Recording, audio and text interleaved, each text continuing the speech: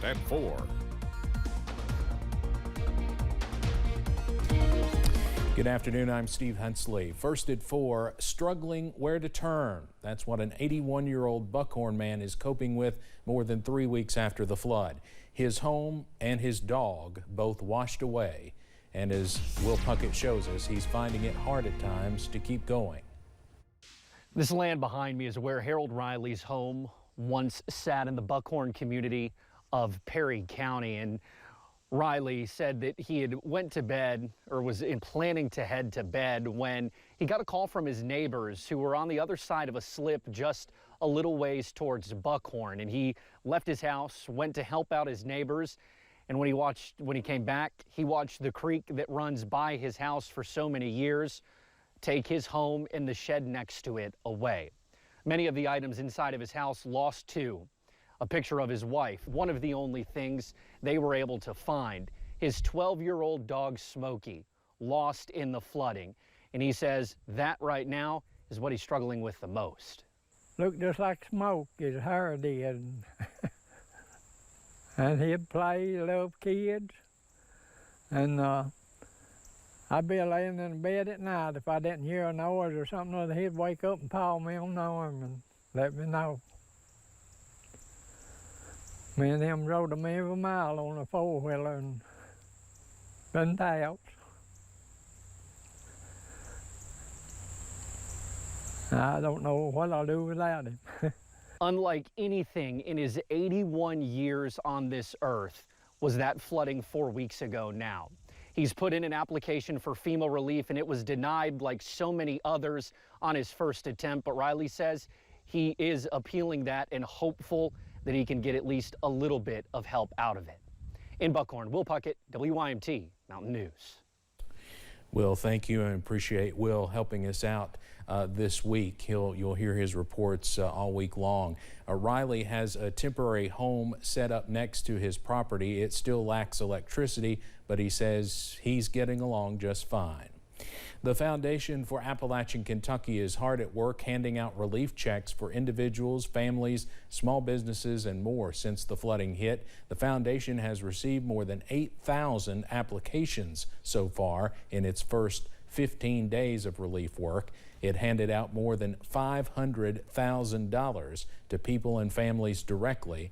That number represents more than 5,000 adults and children.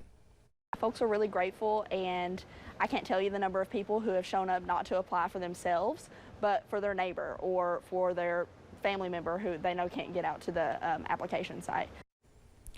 The foundation has paused applications for individuals and families right now so staff can catch up. No word yet on when applications will resume. Staff say they are double checking areas that were impacted so they can get their resources to everyone.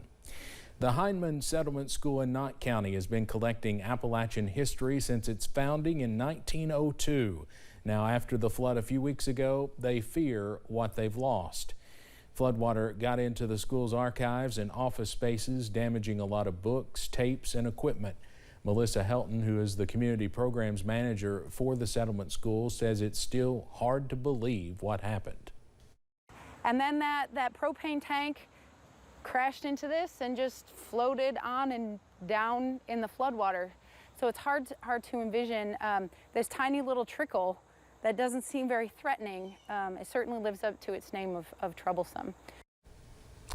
Helton said the school is currently keeping archives in freezers to try and preserve them. We'll have much more on this tonight at 5:30.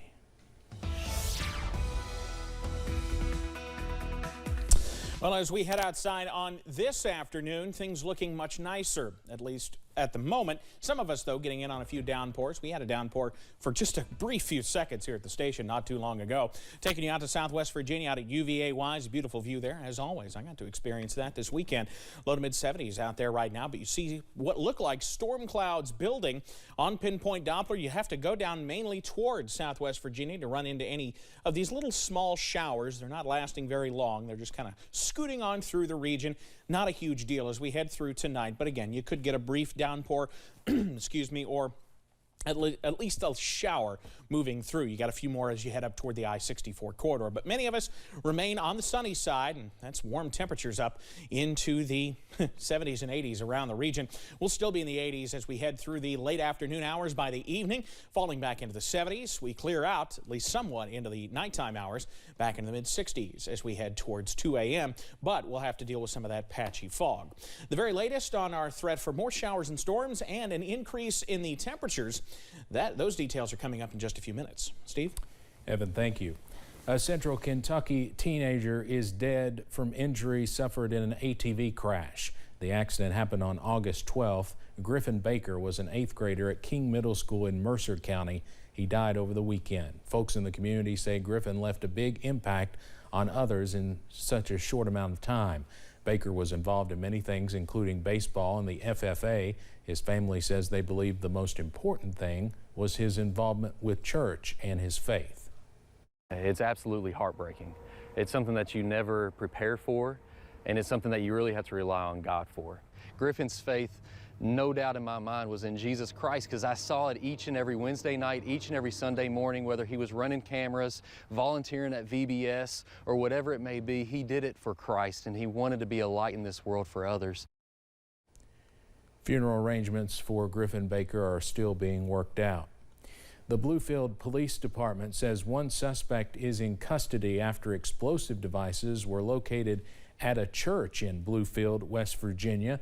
Earlier this morning, multiple buildings on Bland Street and Federal Street in downtown Bluefield were evacuated following reports of a bomb threat. Detective Kenny Adams says the devices were located at the Westminster Presbyterian Church on Washington Street. That street is closed and nearby buildings have been evacuated to allow investigators and a bomb squad time to investigate. Those in the area were asked to remain indoors and avoid the area while detectives secure the scene. Australian federal police have seized more than 5 million doses of fentanyl. Officials say that's the largest shipment of the opioid ever found in the country. The drugs were hidden in an industrial machine that arrived at the Port of Melbourne last December from Canada. The Australian Border Force found the shipment in February and launched an investigation. They are still searching for information about the source of the drugs. Fentanyl is a highly addictive painkiller, up to 100 times more potent than morphine.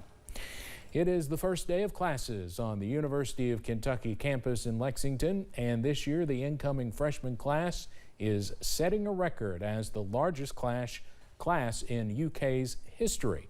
Jeremy Toms visited campus to talk to students about the new school year. It's the first day of classes here at the University of Kentucky, and while there are many familiar faces wandering about campus, buying their books and taking their seats for the first time, Jay Blanton says a record-breaking freshman class is also settling in here at the state's flagship school. We've got, like I said, a record first-year class of more than 6,000 students. We've got a record number of students overall. Probably we'll know for sure in a few weeks. Tens of thousands of Wildcats coming from across the state in all corners of the country. Blanton says these are exciting times for the university, but handling that many people in a concentrated area comes with challenges. I've always loved UK, and I've loved being on campus and being at this school. Junior Allie Wicker is from Western Kentucky, and her school pride has persisted through 2 years of restrictions stemming from COVID. Being so far from home and having such a hard time meeting people and feeling involved was hard, and I can't imagine how it was for people who are even farther away. This may be her 3rd year stepping foot on campus. But with relaxed COVID guidelines now in place, Allie says it feels like returning to Lexington is a brand new experience. I'm just excited to have the more immersive, hands-on learning experience that I haven't had in almost 2 years. And I'm just excited to actually be able to see the people I'm talking to and just have more of those personal connections in my classes. Blanton encourages anyone who wants to wear a mask to do so, and he says the university is still offering COVID vaccines to students as well. In Lexington, Jeremy Toms, WKYT. Blanton says there are also about 1,000 students that have come from flooded areas here in eastern Kentucky. He says they are working closely with dozens of those students who needed special accommodations for this school year. Coming up on First at 4, the war rages on in Ukraine as the daughter of one of Russian President Vladimir Putin's close advisors is killed in a car bombing. Plus, hot and more humid weather set to return to the mountains later this week. The full details on that potential coming up after this. Many times when people are injured at a place of business, they don't realize they may